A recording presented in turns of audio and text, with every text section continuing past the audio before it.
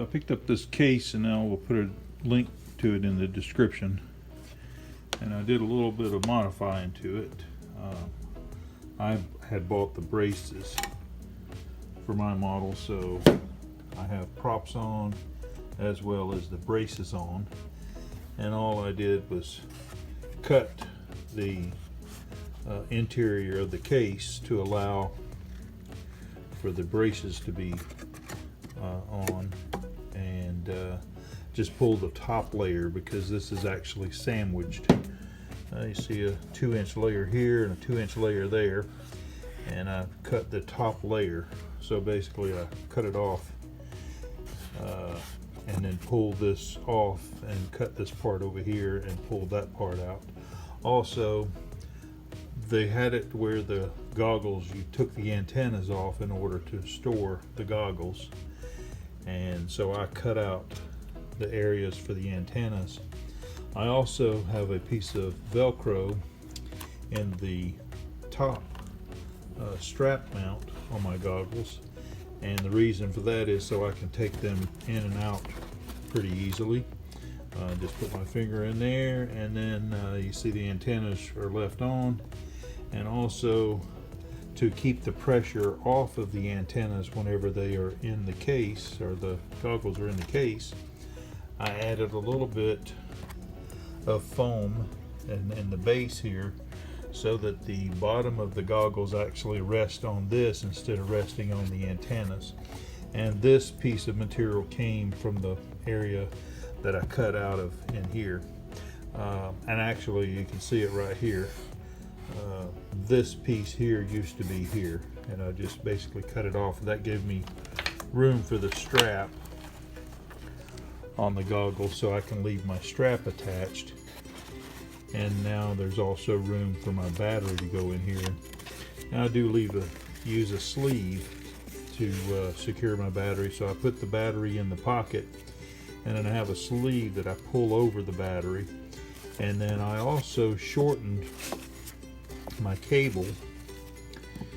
Look at my cable here. You'll see I basically took a lot of the length off of the cable, and I add a little bit of strain relief here with a zip tie, and then of course the goggles plug in here, and then this plugs in the end. I also have an adapter. The transmitter sits in a nice little pocket here. I have an adapter that I can use, that if my goggle battery, my DJI battery for the goggles goes dead or gets low, I can actually take this cable off, and then I can use this cable, which has a XT30 connector on the end of it. It's just a barrel connector with an XT30, and then I have a backup battery here. This is a 1300 3S 25C. Don't need a lot of C for this, and it fits really nicely in the pocket there.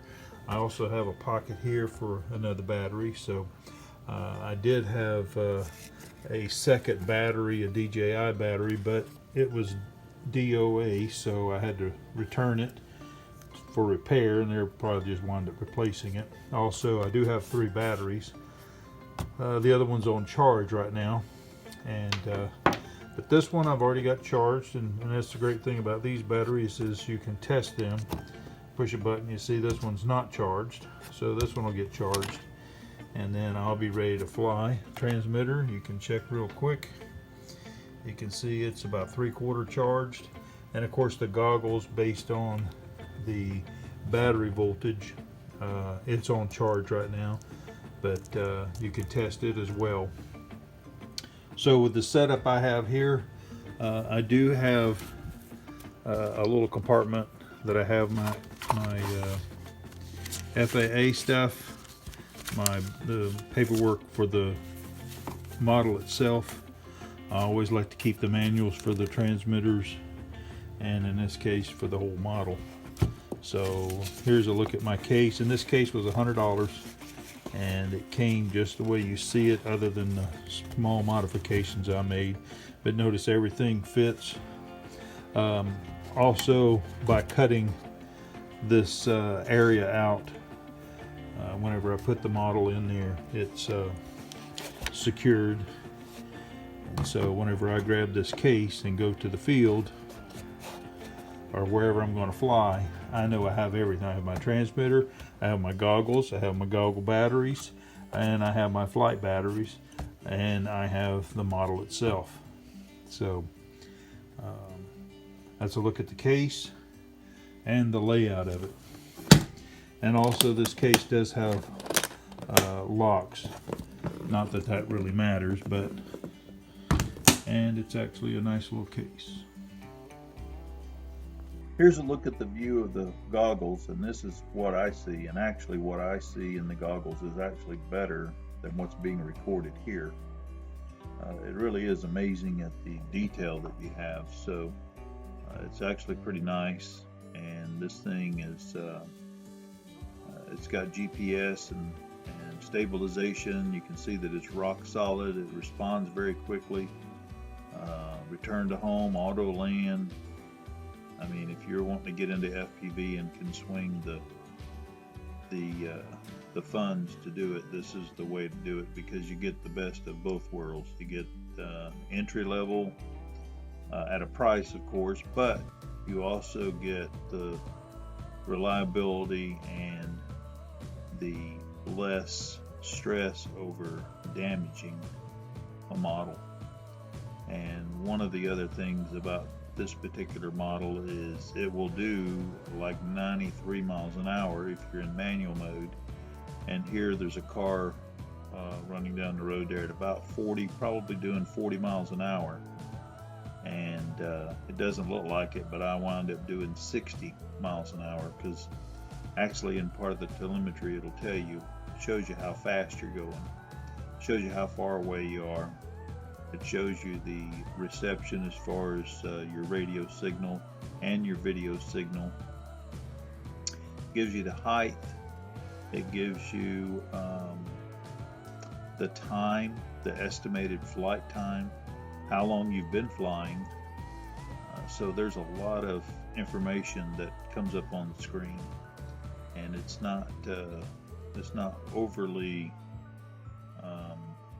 detailed, but it gives you the information that you need. I don't know if there's a way to adjust how much information you have there, but the OSD, the on-screen display, works out really well. And so I'm not going to bore you with a lot of this footage, but I thought I would just give you an idea, because like I say, what I'm seeing in the goggles as I fly here is even better than what you're seeing in this video, if you can imagine that. And of course, I'm going to get up above the trees here. I'm about 150 feet up, and looks amazing out there. So hope you enjoyed this little flight and this little inside look at the FPV world and what HD FPV is all about. There's lots of videos on YouTube, so I didn't give much detail other than some specifics on what I've done.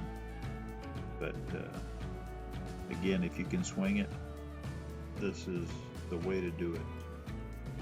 In case you're wondering, the flight time, I get between 13 and 14 minutes.